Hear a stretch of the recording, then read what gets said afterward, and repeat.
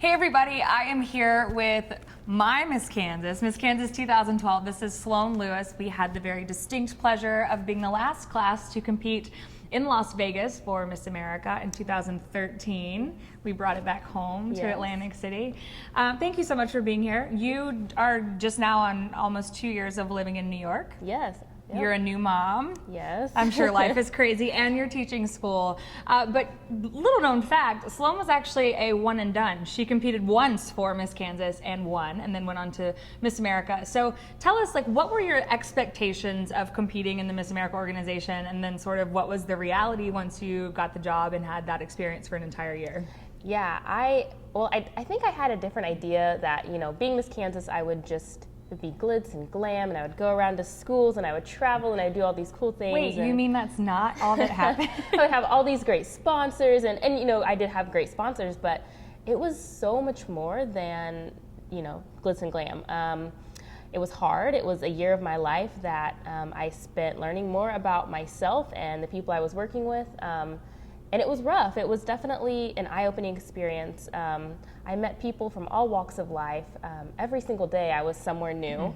I was alone for a lot of it, but it was really cool. I would say I grew like 10 years in 1 year, I feel like.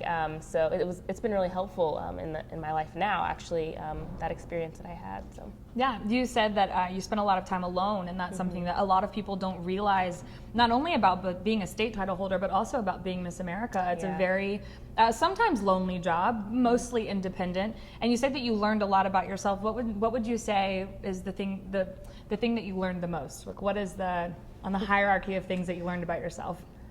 I think that I realized that I can do a lot more than I realized. I thought you could. Yes, I used to doubt myself. I would say, "Oh, there's no way I could, there's no way I could spend, 300 days by myself on the road, not with my friends, my family, nobody there." And I really didn't have that many people to lean on. There's a great organization in Kansas. There's a great organization in the Miss America program as far as supports go. But those personal connections that you expect to have all the time, you don't have. So you really have to learn to depend on yourself.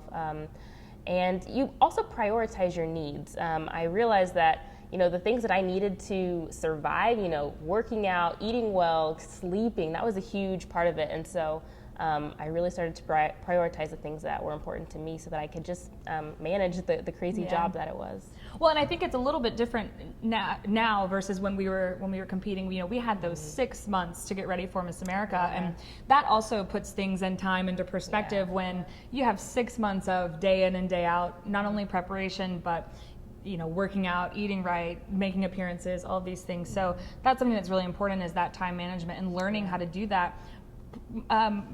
Hopefully before you get in that role, but then you competed once, you may not have even known that that's what was coming your way. Yeah, no, you mentioned time management, and that is the number one thing that I think I learned how to do really well. After I was done being Miss Kansas, I had no issues managing my time. I got a job immediately afterwards, and I was finishing up my degree, and I had to manage myself, and I was so much better at it after being Miss Kansas. Yeah. And speaking of jobs, what are you doing now? Well, I'm currently a 9th grade English teacher with Teach for America. I'm just about to finish up my 2 years, and will be attending Fordham Law School in the fall. Oh, congratulations. Thank you.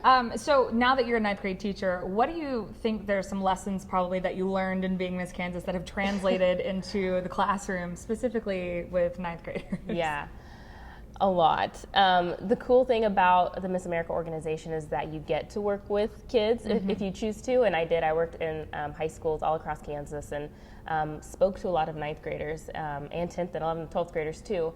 And tell us, what was your platform? Empowering at-risk youth. So I worked a lot with, in at-risk communities with foster kids who were homeless.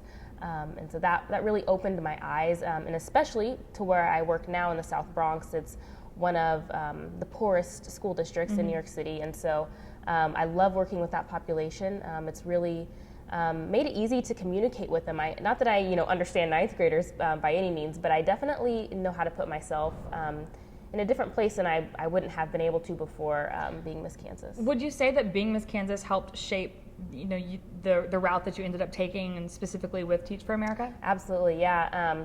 I knew I wanted to go to law school, but I didn't know exactly what kind of law I wanted to do.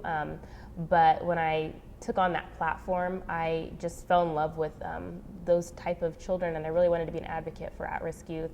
And so in the future, I really hope to continue to work with kids. If it's not through teaching, then being some kind of child advocacy attorney or guardian ad litem, something, I'm not sure yet, but something with kids. Absolutely. Yeah. Well, we've talked to a couple of different title holders and asked them, what is the thing that you're most proud of throughout the year that you had? I mean, we have a lot of different types of experiences, and it's not necessarily what's your favorite, but what did you walk away saying, you know what, if I didn't do anything else, I did that? At the end of my year as Miss Kansas, I had this big vision. After I got back from Miss America, I didn't win, and I thought, well, what am I going to do now? I have 6 months left with this title, and so I organized an at-risk youth summit. I called it the Miss Kansas Youth Summit, and I invited kids from all over the state. It was held in Wichita, Kansas, and we had over 100 teens in the Wichita area who needed to hear a message from other kids who were like them. So we had former foster kids speak. I had an NFL player come in who had been through a lot in his life. He could relate to these kids. I had a pastor who had 12 foster kids of his own come in and share his experience being a foster parent. We had a teen pregnancy crisis counselor come in and speak.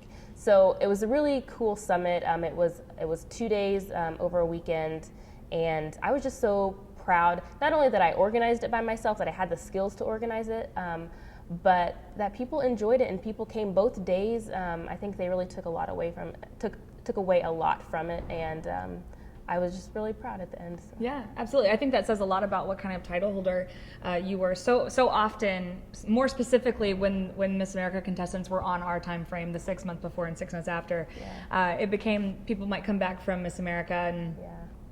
Maybe they still made appearances, but maybe not putting that much effort into the last 6 months. And that just goes to show you that even if you don't win Miss America, I would actually venture to say that most people have more of an impact when they don't, because they have an opportunity to come back to their state and really make a difference in their platform and the work that they're able to do in the community. Miss America touches communities here and there and has a chance to stop in and say hello and shake hands and take pictures, but to be able to organize something like a 2-day summit for 100 teenagers who are really in need of a message means that you have absolutely impacted 100 kids in your home state who needed that. And I'm sure that those experiences have only made you a much better teacher, specifically for Teach for America in the South of Bronx. So that's really cool. Thank you so much for sharing about your time being Miss Kansas. We appreciate it. And we look forward to seeing what's next with law school for you and how that unfolds. Me too. All right, guys, we look forward to seeing you next time.